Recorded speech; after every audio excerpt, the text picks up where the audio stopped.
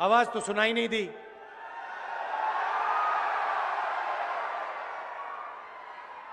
Shiv Sena, NCP और बाकी parties के, गठबंधन के पार्टीज के कार्यकर्ताओं का भी मैं यहां स्वागत करता हूं। आप सबका नमस्कार।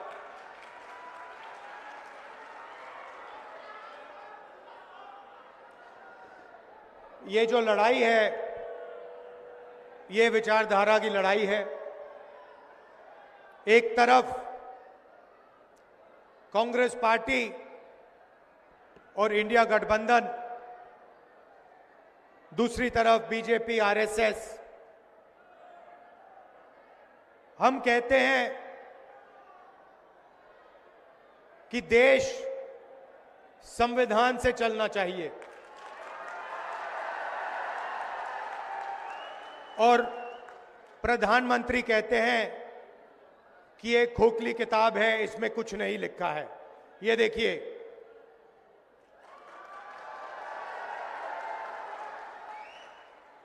ये किताब खोखली सिर्फ आरएसएस के कार्यकर्ताओं के लिए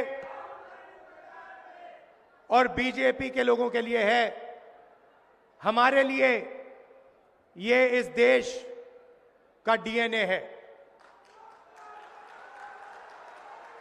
इसके अंदर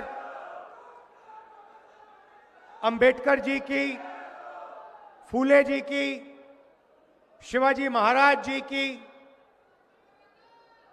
बुद्ध भगवान की, नारायण गुरु, बसवना, महात्मा गांधी, इन सब की सोच हमारे लिए इस किताब में है। और ये हमारे लिए एक नई किताब नहीं है, ये हमारे लिए हजारों साल पुरानी सोच है। और जो इसमें लिखा है उसी के लिए हजारों साल से हिंदुस्तान में लोग लड़ रहे हैं, मर रहे हैं।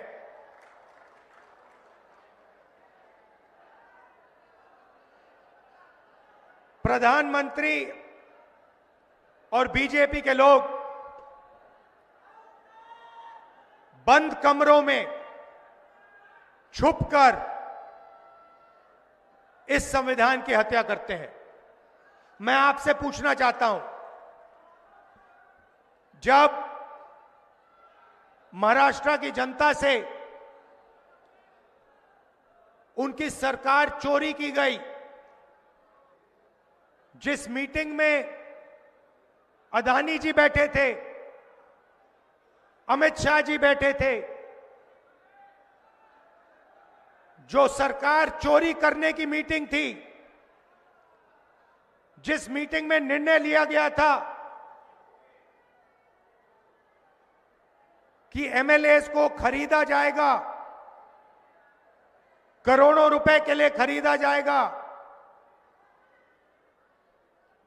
क्या जब अमित शाह जी और बीजेपी के लोगों ने यह मीटिंग की, जब उन्होंने आपकी सरकार खरीद कर आपसे चोरी की, क्या वो संविधान की रक्षा कर रहे थे? इसमें कहां लिखा है कि करोड़ों रुपए देकर महाराष्ट्र की जनता की सरकार को चोरी किया जाए? कहां लिखा है? मुझे दिखा दो।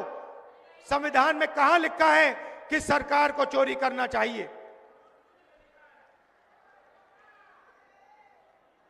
और आज महाराष्ट्र में हर एक व्यक्ति को मालूम है वो सरकार क्यों चोरी की गई थी। वो सरकार धारावी के कारण चोरी की गई थी,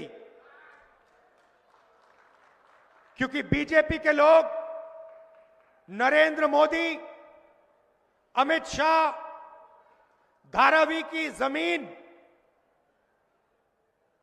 महाराष्ट्र के गरीब लोगों की जमीन, 1 लाख करोड़ रुपए की जमीन अपने मित्र गौतम अदानी को देना चाहते थे। इसीलिए महाराष्ट्र की सरकार आपके हाथों से चोरी की गई है। और यह पूरा महाराष्ट्र जानता है, पूरा महाराष्ट्र जानता है आंखों के सामने करोड़ों रुपए देकर एमएलए खरीदकर आपकी सरकार आपसे छीनी गई, चोरी की गई। और प्रधानमंत्री ने, अमित शाह जी ने, पूरा देश जानता है कि इन्होंने ये काम करवाया है। पैसे अगर दिए गए हैं तो वो आसमान से नहीं गिरे। हिंदुस्तान में 40-50 करोड़ रुपए कोई ऐसे फ्री में नहीं देता है। आपने कभी देखा है कि फ्री में कोई 40 करोड़ रुपए, 50 करोड़ रुपए किसी को दे रहा है? नहीं, सौदा हुआ था। धारावी की जमीन का सौदा हुआ है। इसीलिए एमएलए को करोड़ों रुपए दिए गए। कहां से आए? किसने ऑर्डर दिया? पूरा देश जानता है, बोलने की भी जरूरत नहीं है। पूरा देश जानता है कि जिस पैसे से एमएलए खरीदे गए उसको बांटने का ऑर्डर किसने दिया। महाराष्ट्र का 6 साल का बच्चा जानता है। और फिर प्रधानमंत्री आते हैं और कहते हैं कि राहुल गांधी रिजर्वेशन के खिलाफ है। मेरी बहन मुझे बता रही थी कि उन्होंने मोदी जी का भाषण सुना और उस भाषण में उन्होंने, मेरी बहन ने मुझे कहा कि जो हम बोलते हैं वही मोदी जी आजकल बोल रहे हैं। पता नहीं, शायद मेमोरी लॉस हो गया है।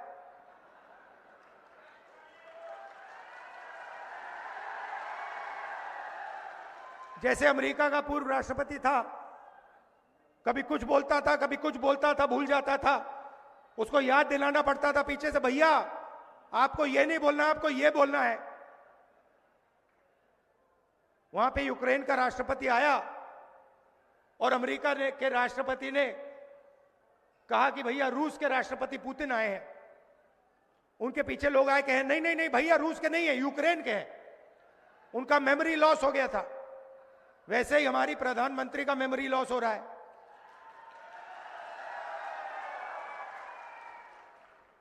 पता नहीं, शायद अगली मीटिंग में आपके पास आएंगे, कहेंगे भैया महाराष्ट्र की सरकार सोयाबीन के लिए 7,000 रुपए देती है प्रति क्विंटल। मैंने कहा कि बीजेपी कॉन्स्टिट्यूशन पे आक्रमण कर रही है। वो कहते हैं कांग्रेस पार्टी संविधान पर आक्रमण कर रही है। हर भाषण में मैं कह रहा हूं, मैं इसको लेके खड़ा हो रहा हूं, कह रहा हूं कि भाई इस पर बीजेपी आक्रमण कर रही है। 1 साल से मैं बोल रहा हूं। मोदी जी को पता लगा कि लोगों को गुस्सा आ रहा है, तो मोदी जी कह रहे हैं, राहुल गांधी कह रहा है कि राहुल गांधी संविधान पर आक्रमण कर रहा है।